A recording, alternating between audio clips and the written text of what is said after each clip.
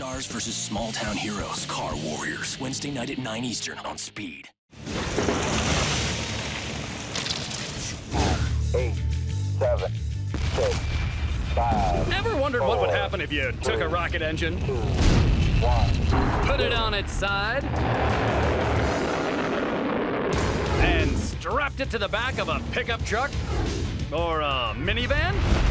Of course you have. We're going to answer the question, which would win the ultimate jet drag race? Car Science is going to put these two throttle rockets head-to-head over an 1/8 mile. But first, let's look at the hardware. First up is the rocket truck.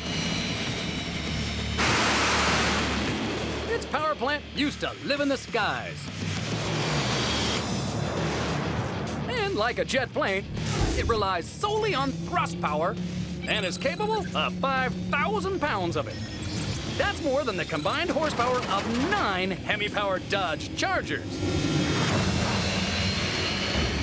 This truck's not exactly subtle about its engine, but its competitor likes to play wolf in sheep's clothing.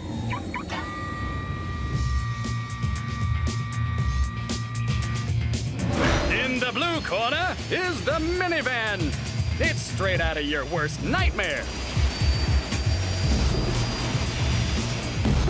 The minivan's engine came from the ultimate egg beater, a helicopter. It packs a Rolls-Royce Nimbus helicopter jet turbine where the kiddies should be strapped in. How it works is the spinning jet turbine powers the rear wheels through a drive shaft, while the front wheels are still driven by a stock gasoline engine. The jet turbine produces about 1,000 shaft horsepower at 2,100 RPMs. That's the horsepower equivalent to 2 Ferraris. This monstrous minivan can do an 1/8 of a mile in under 8 seconds. This thing could pick the kids up from school if they're studying on Jupiter. So it's helicopter torque versus jet thrust. Let's see if these wheelbirds can still flap their wings.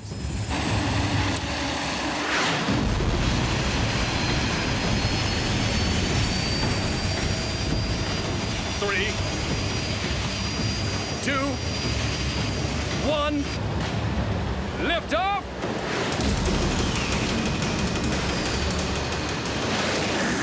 The instant torque of the axle-powered helicopter engine gives the minivan an early lead over the slow burn of the rocket truck.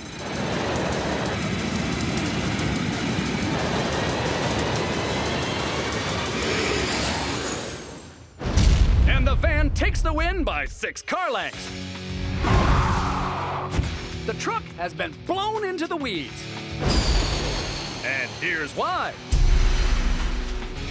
Using a jet-powered drivetrain gives the van massive torque, translating the power to the wheels instantaneously and making the car extremely quick over a short distance. The truck's thrust power takes a while to kick in, so while it would take the van over a long distance, over an 1/8 of a mile, the van leaves it for dead. And these cars have just burned more gas than an average weekly work commute. So there you have it, folks. Axle power grabs the pink slip.